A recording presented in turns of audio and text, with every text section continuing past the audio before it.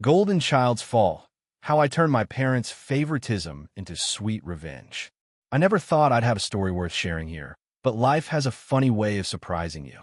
I'm not sure if this falls under entitled parents or pro-revenge, but I'll let you decide. For some background, I'm Michael, 38 years old. My family was the kind where favoritism wasn't just obvious. It was practically a family tradition. My parents, George and Eleanor, had two sons, my older brother, David, 40, and me. David was the golden child, the prodigy, the one who would make the family proud. Me? I was just there. It started subtly when we were kids. David always got first pick of everything. The best clothes, the bigger bedroom, the newest gadgets. I got his leftovers. He's older, our parents would say. It makes sense. But even as a kid, I knew that wasn't the whole truth. It only got worse as we grew up. David could wreck the car, fail a class, get into fights. It didn't matter. Our parents would find a way to defend him. He's just going through a rough patch. You know how hard it is being the eldest. He'll get back on track. Me? If I so much as forgot to take out the trash, I was lazy, irresponsible, and a disappointment. When David went to college, our parents drained their savings to cover everything: tuition, a car, an apartment. We're investing in his future, they said. When it was my turn, they said, we can't afford to send you. Maybe try community college. I took out loans, worked multiple jobs, and figured it out myself. No matter how hard I worked, it was never enough for them. You should be more like David. Why aren't you as ambitious as your brother? Then came a moment that should have hurt, but honestly, by then I was just numb. A few years after college, they sat me down and told me they were leaving everything to David. Their savings, their house, any assets, all of it. Not a penny for me. My mother didn't even flinch when she said it. You were never good enough, she told me, looking me in the eye. I remember staring at them, waiting for a punchline that never came. My father just nodded, like this was the most rational decision in the world. I didn't argue. I didn't beg. I just walked away and I didn't look back. I built my own life, worked harder than ever, and grew successful in ways they never imagined. Over time, I barely spoke to them. Why would I? Every conversation was the same. David was thriving. He wasn't. I should reach out to him more. I wouldn't. And they had zero interest in what I was doing. Then, out of nowhere, my parents called. They wanted to have dinner, just the three of us. I already knew something was wrong, and oh, was I right. It turns out David had done what I always knew he would. He'd squandered everything. Every cent of the inheritance, the house. The investments gone. Bad deals, reckless spending, maybe some gambling. They were vague, but I got the picture. And now my parents had nothing. For the first time in years, they actually wanted to talk to me. We met at a nice restaurant, one I knew they couldn't afford anymore. My mother, usually so composed, looked nervous. My father was quieter than I'd ever seen him. Then my mother cleared her throat and said, we've been thinking, and we have a proposal for you. I leaned back, arms crossed, and just waited. I raised an eyebrow, but said nothing. I wasn't about to make this easy for them. Eleanor glanced at George, clearly expecting him to start, but he just stared at the table, running a finger along the rim of his empty water glass. That was new. My father was never the quiet type. So, my mother took the lead. Your brother has been struggling, she started, folding her hands in front of her like she was about to deliver some noble speech. Things have been difficult for him. I stayed silent, let her squirm. She hesitated, then pressed on. We know there's been distance between us, but we're still family. And families should support each other. Ah, there it was. I took a sip of my drink, just to see if she'd get impatient. She did. David has made some mistakes.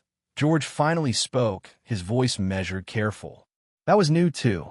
He was usually the type to bark orders, to lay down the law. But now he wasn't in control. And he knew it. I tilted my head. What kind of mistakes? Eleanor sighed dramatically. Well, business has been challenging. The economy has been unpredictable. And David's investments. He lost everything, didn't he? I cut in. She flinched. George's jaw tightened. It was an unfortunate series of events, but the point is, he's trying to recover, and he needs a little help getting back on his feet. I let out a quiet chuckle, shaking my head. They really thought they could dress this up like it was some noble cause. Like I'd just nod along and agree to help. And what does this have to do with me? I asked, feigning curiosity. Eleanor leaned forward slightly. Well, we were hoping you could offer some support, just temporarily. Support? I repeated. You mean money? Eleanor pursed her lips. Don't say it like that. George cleared his throat, looking uncomfortable. You've done well for yourself, Michael. We know that, and we're proud of you.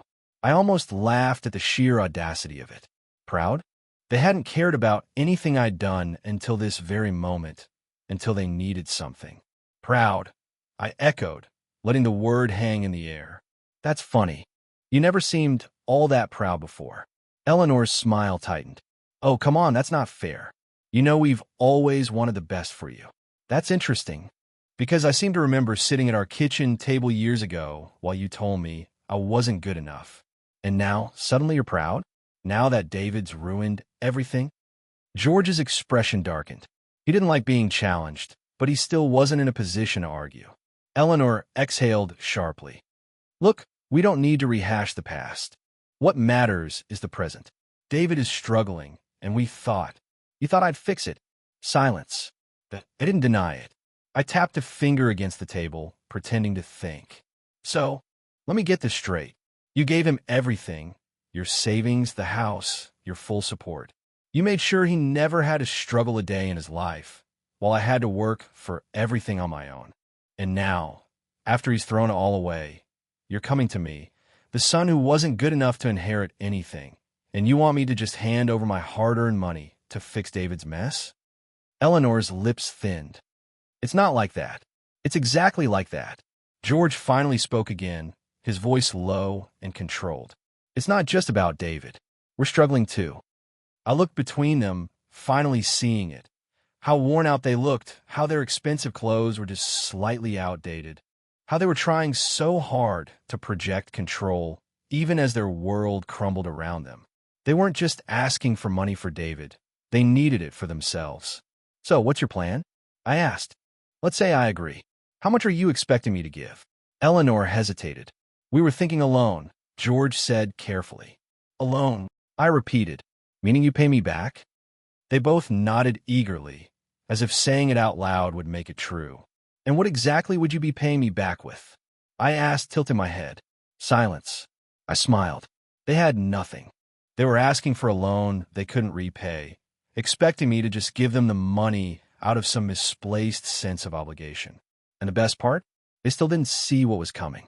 I leaned forward slightly, letting the silence stretch between us. Let me get this straight, I said, my voice quiet but firm. You wrote me out of your will, left me with nothing, told me to my face that I wasn't good enough. And now that your golden boy has burned everything to the ground, you expect me to save you? Eleanor's jaw clenched. George straightened. We are still your parents. I smiled. Oh, I know. I set my napkin on the table, stretching my fingers like I was getting ready for something. Which is why I'm going to make you an offer of my own. I watched as both their expressions shifted, hopeful, relieved. I took my time, glancing down at the table, pretending to consider my words.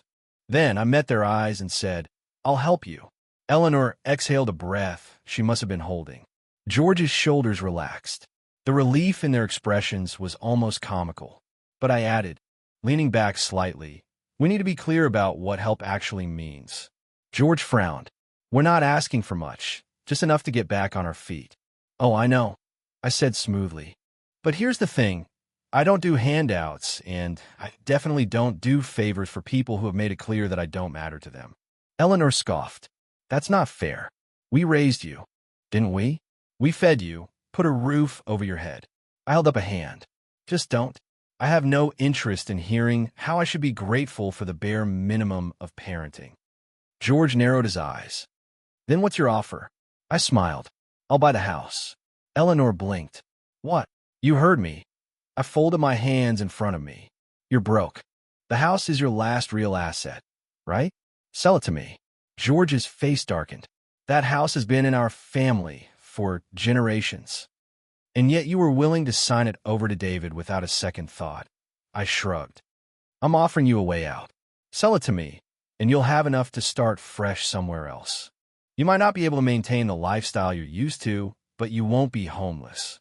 Eleanor's mouth opened and closed, her face twisting between outrage and desperation. "We're not selling our home to our own son." "Why not? You didn't mind cutting me out of it before." I let that hang in the air for a moment before adding, "And let's be real. You don't have many other options." George clenched his jaw. "We could sell to someone else." I nodded, feigning interest. "Sure, go ahead. But the market isn't great right now, is it? And how fast do you think you'll be able to sell?" Meanwhile, I have the money right now. I could see the gears turning in their heads. They hated this, hated the idea of handing the house over to me, hated that they weren't in control anymore. "We'd have to think about it," Eleanor said stiffly. I leaned back, unfazed. "Take your time. But just so you know, my offer has an expiration date. Every day you wait, I'll lower the amount I'm willing to pay." George's eyes snapped to mine. "You wouldn't." I smirked. "You sure about that?" The best part? I wasn't bluffing. I knew they had no other way out. I knew they'd be forced to come crawling back to me. A week passed before they called me. I let it go to voicemail. Another 2 days later, I got a text from Eleanor. "We'd like to discuss your offer." I waited another full day before replying. "Let me know when and where." They hated that. They weren't used to waiting on me. But they had no choice. When we met again, they were visibly more drained, less put together than before. I knew why. I've been keeping tabs on the house. They tried to find another buyer, but the market was slow and no one was willing to pay what they were asking. Even worse, David had creditors breathing down his neck. I wasn't sure of the exact details, but I heard whispers that he'd taken out some loans he couldn't repay. They were desperate. George cleared his throat as I sat down. "We've considered your offer." Eleanor nodded, forcing a stiff smile. "We're willing to sell." I leaned back in my chair. "Great. But the offer has changed." Eleanor stiffened. "Excuse me." I shrugged. "I told you my offer would go down the longer you waited. The market isn't getting any better, and my interest has decreased." George clenched his fists. "That's ridiculous. You have more than enough money to buy it at the original price." I gave him a slow, knowing smile. "Oh, I know I do. But that's not the point." I watched as realization dawned on them. This wasn't about the money. This was about making them feel what I had felt, powerless, unwanted, like their fate was no longer in their hands. Eleanor's nostrils flared, but she pressed her lips together, forcing herself to stay calm. "And what is your new offer?" I slid a contract across the table. "I'll buy the house for half of what I originally offered." Eleanor's face turned red. "That's robbery." I tilted my head. "It's business." They sat there stewing in their own bitterness, hating every second of this. I could see it in the way Eleanor's fingers clenched around the pen, the way George's jaw tightened so hard I thought he might crack a tooth. They weren't just signing over the house. They were signing away their pride, their sense of superiority, their illusion of control. I let the silence stretch, watching as they hesitated, as if hoping I'd change my mind and take pity on them. But I didn't. I simply waited, completely at ease, because I knew how this would end. Eleanor's hands trembled slightly as she hovered over the signature line. She looked up at me one last time, desperation flickering in her eyes. "Are you really going to do this to us?" she whispered. I didn't blink. "You already did it to me. I'm just making things even." She exhaled shakily, then put pen to paper. George was next. He signed with sharp, angry strokes, as if the ink itself could convey his fury. When he was done, he shoved the contract toward me, glaring. "I hope you're happy," he spat. I picked up the papers, flipping through them leisurely before tucking them in my folder. Then I met his eyes and smiled. "Oh, I am." And just like that, the house was mine. But here's the best part. After they moved out, I didn't keep it for myself. I turned it into a rental property. And the first person I rented it out to, David's ex-wife. When I reached out to her, she was thrilled. Apparently, David had left her in an awful financial situation. He'd spent recklessly during their marriage, and when things went south, he drained their joint accounts, leaving her to pick up the pieces. She was struggling to find a stable place for herself and their kid, and the idea of living in the very house my parents had once so proudly gifted David. She found it deliciously poetic. She moved in almost immediately. She even sent me a thank you gift, an expensive bottle of whiskey with a note that simply said, "Best landlord ever." As for my parents, they relocated to a much smaller place, an old, run-down rental in a neighborhood they used to look down on. Nothing luxurious, nothing like what they were used to. They went from their grand family home to a two-bedroom apartment with noisy neighbors and outdated appliances. They complained, of course, to anyone who would listen. But sympathy was in short supply. Most people knew exactly what had happened.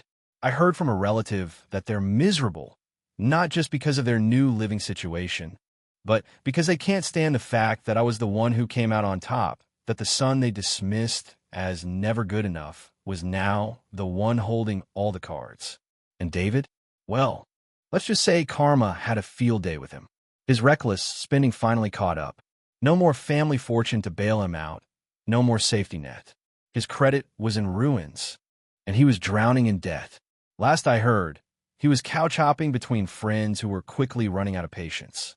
So, Reddit, am I the a-hole for making my parents sell me the house at a reduced price? Should I have been more forgiving, or did they get exactly what they deserved? Let me know what you think.